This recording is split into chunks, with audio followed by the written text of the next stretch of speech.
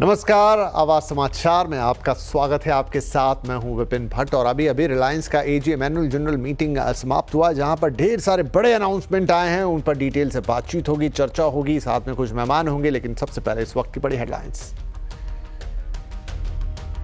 It is my proud privilege to announce that Jio is making all arrangements to file for its IPO. We are aiming to list Jio by the first half of 2026.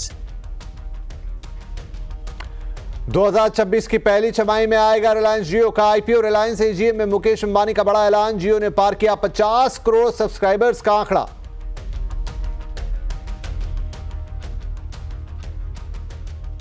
India need not copy any foreign model. We have the ability and the responsibility to create an India-first model of development. Bharat को बनाना होगा अपना development model. RIL chairman Mukesh Ambani ने कहा, आत्मनिर्भरता की तरफ बढ़ाना होगा कदम। अब जियो की तरह भारत में एआई रिवॉल्यूशन की कमान लेगा रिलायंस। मुकेश अंबानी ने किया रिलायंस इंटेलिजेंस का ऐलान। गूगल और मेटा के साथ 2 अलग-अलग करार। कारोबारी हफ्ते के आखिरी दिन बाजार में रही गिरावट। सेंसेक्स 271 तो निफ्टी 74 पॉइंट गिरकर बंद। विपक्ष शासित राज्यों की जीएसटी रेट रैशनलाइजेशन के साथ अतिरिक्त लेवी लगाने की मांग। कहा, प्री जीएसटी लेवल तक भी नहीं पहुंचा जीएसटी कलेक्शन। दरें घटने से 20% घटेगा राज्यों का रेवेन्यू। रिफॉर्म का फायदा जनता को मिले।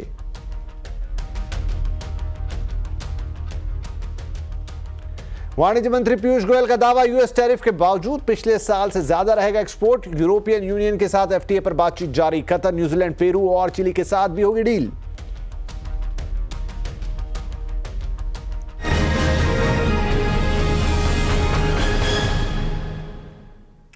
रिलायंस इंडस्ट्रीज की 48वीं एजीएम जियो के आईपीओ और टेक एआई से लेकर एंटरटेनमेंट से जुड़े ऐलानों के नाम रही। कंपनी के चेयरमैन मुकेश अंबानी ने कहा कि 2026 की पहली छमाही में जियो की लिस्टिंग होगी। रिलायंस अब जियो की तरह भारत में एआई रिवॉल्यूशन की कमान भी अपने हाथ में लेगा। मुकेश अंबानी ने आज रिलायंस इंटेलिजेंस का ऐलान किया। इसके लिए कंपनी ने अपने पुराने पार्टनर्स मेटा और गूगल के साथ 2 नई अलग अलग पार्टनरशिप्स का भी ऐलान किया है। इसके अलावा कंपनी ने अपने रिटेल, मीडिया, O2C और न्यू एनर्जी कारोबार को लेकर भी बड़े ऐलान किए हैं। अंबानी ने कहा कि जियो का आईपीओ सभी निवेशकों के लिए एक बड़ा मौका होगा। Today, it is my proud privilege to announce that Jio is making all arrangements to file for its IPO. We are aiming to list Jio by the first half of 2026, subject to all necessary approvals. I assure you that this will demonstrate that Jio is capable of creating the same quantum of value as our global counterparts. I am sure that it will be a very attractive opportunity for all investors. RIL के chairman ने कहा कि हाल में ही जियो politics में जिस तरह के कुछ बदलाव आए हैं, उसके बाद आर्थिक मजबूती देश के लिए जरूरी है। हमें अपने आत्मसम्मान के साथ देश को मजबूती से आगे बढ़ाना है। उन्होंने ये भी कहा कि आत्मनिर्भरता से आत्मसम्मान मिलेगा। India must gain greater economic strength and do so with a sense of urgency. Our Prime Minister, Shri Narendra Modi ji, rightly exhorted us in his Independence Day speech that the yardstick of Atma Samman, self-respect, is Atmanirbharta, self-reliance. India must become self-reliant to the maximum extent in key technologies, critical industries, and other vital sectors of the global economy. Throughout our history, Reliance has contributed to this mission of building a strong India, a Balwan Bharat. I assure our respected Prime Minister that Reliance will follow his command with redoubled efforts. Mukesh Ambani ने AGM में रिलायंस के AI mission के बारे में बताया। AI के लिए Google और मेटा से अलग अलग करार के अलावा मुकेश अंबानी ने बताया कि एक अलग सब्सिडियरी कंपनी रिलायंस इंटेलिजेंस नाम से बनाई जाएगी।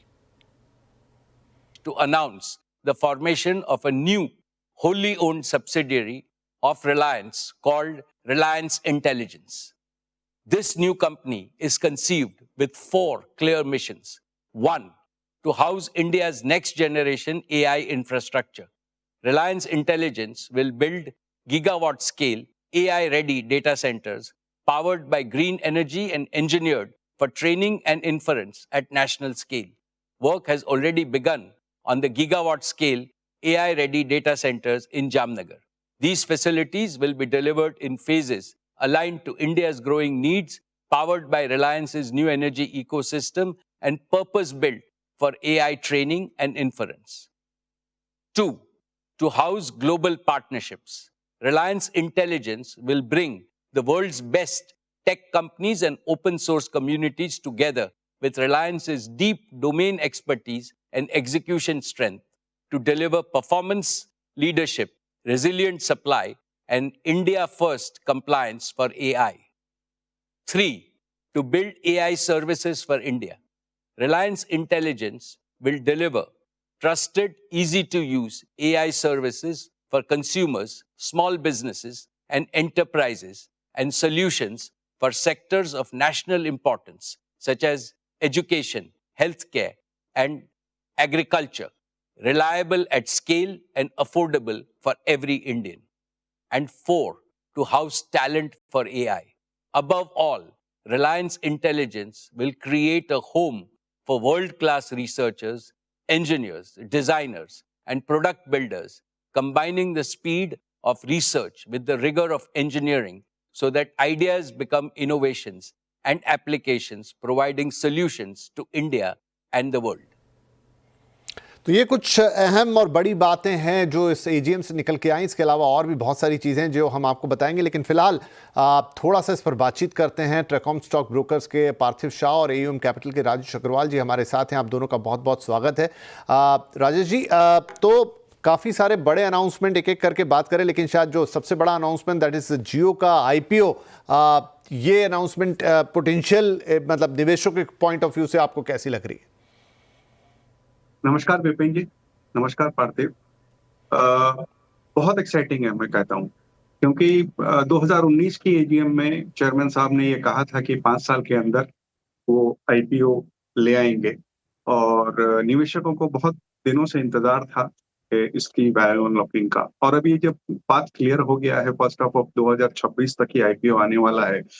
और सिर्फ आईपीओ की ही बात नहीं है, जिस तरीके से जियो ने बढ़त दिखाई है, 500 मिलियन उनके सब्सक्राइबर हो गए हैं, जिस तरीके से जियो हॉटस्टार की बढ़त हुई है, उनके जो अब नए अनाउंसमेंट्स आए हैं, जिस तरीके से गूगल और मेटास के साथ पार्टनरशिप कर रहे हैं, ये सारी चीजें एक तरीके से दिखा रही हैं कि एक बहुत अच्छी वैल्यू अनलॉकिंग इसमें हो सकती है।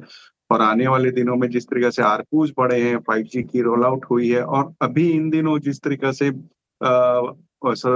चार्जेस बढ़ाए गए, कुछ छोटे पैकेजेस बंद किए गए, उससे मुझे लगता है कि आने वाले दिनों में आरपूज और बढ़ते हुए नजर आएंगे। ये वैल्यू अनलॉकिंग एक बहुत बड़ी न्यूज है रिलायंस के निवेशकों के लिए, और मैं समझता हूँ कि जो FY 26 के फर्स्ट हाफ का अनाउंसमेंट आया है, तो ये मान के चलें कि साल भर तक कोई अगर इसमें निवेश करता है तो एक अच्छे मुनाफे पे बैठा होगा। राइट।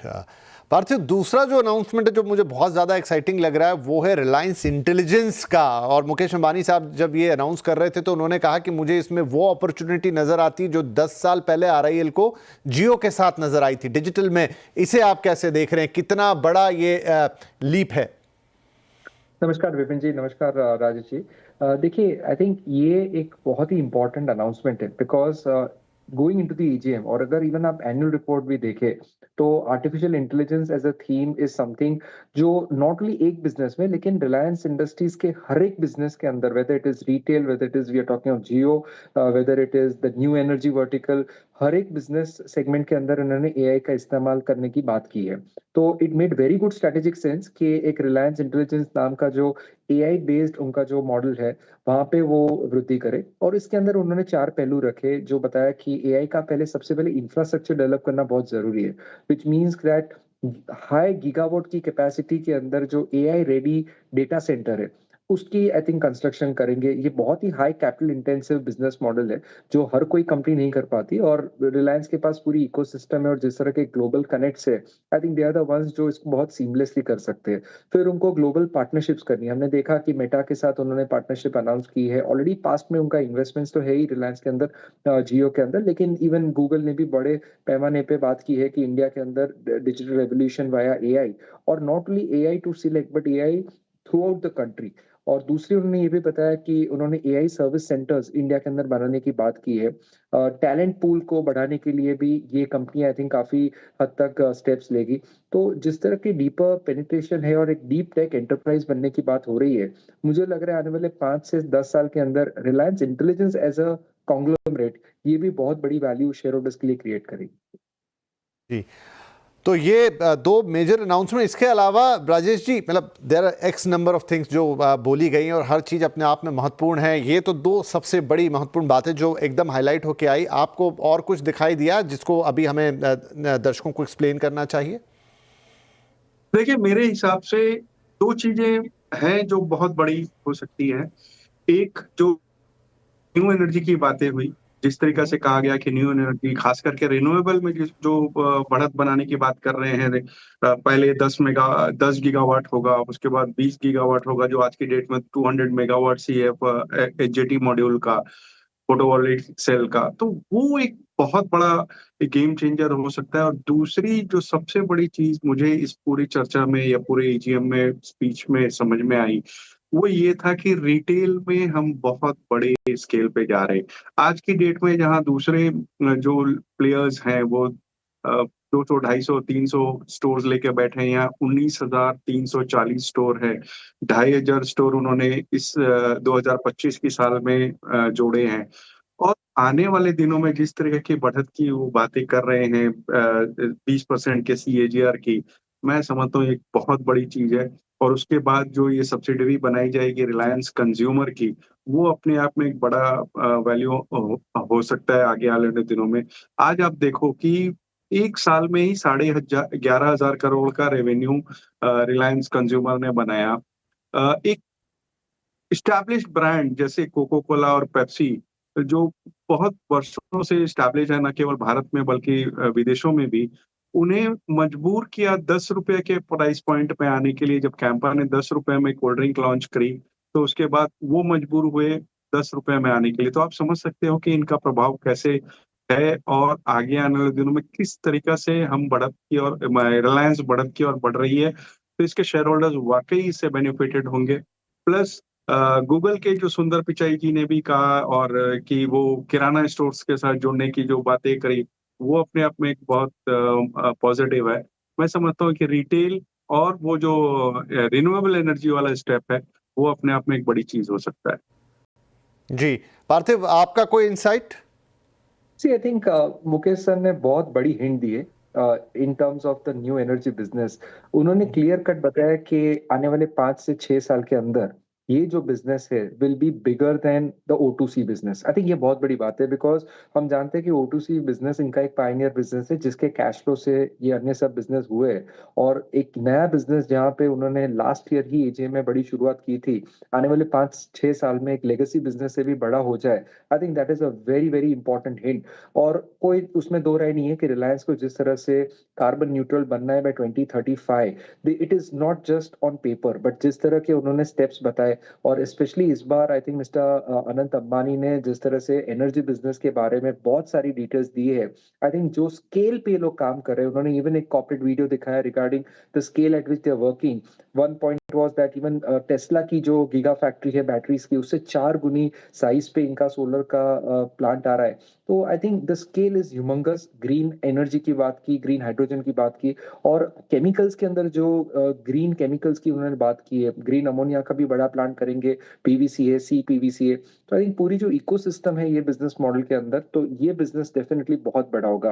रिटेल में जैसे राजेश जी ने समझाया कि एक नया business which is the Reliance consumer, जो 100% सब्सिडरी बनेगा रिलायंस इंडस्ट्रीज का, वहां पे भी 5 साल के अंदर उन्होंने अभी जो 11,500 करोड़ का टॉप लाइन है, वहां पे 1 लाख करोड़ के टॉप लाइन की बात की। यू कैन इमेजिन कि कितने सालों से HULs of the world, Maricos of the world India में काम कर रहे हैं, and this new company coming from Reliance आने वाले 5 साल में 1 लाख करोड़ का टॉप लाइन करेंगे। और उन्होंने टच बेस किया है 350 मिलियन मिडिल क्लास सब्सक्राइबर्स, जिनके पर कैपिटा इनकम आने वाले 5 साल में डबल होगी। तो you can imagine the power that this business can drive. So दोनों ये business, whether it is we talk of the Reliance consumer centric business और जो न्यू एनर्जी वर्टिकल है, यहाँ से भी बहुत बड़ी वैल्यू क्रिएट होने की क्षमता दिख रही है। जी, बहुत शुक्रिया पार्थिव और राजेश जी, आपने अच्छी तरह से एक्सप्लेन किया दर्शकों के लिए कि क्या इस AGM से हम एज ए निवेशक देखें और क्या बड़े प्लान्स RIL के हैं और किस तरीके से उन्हें एग्जीक्यूट करने वाला। बहुत बहुत शुक्रिया हमसे जुड़ने के लिए। और that the per capita income of Indians could rise 4 to 5 times within the next 2 decades, making India not just a prosperous nation, but also a more equal nation. And more importantly, India need not copy any foreign model.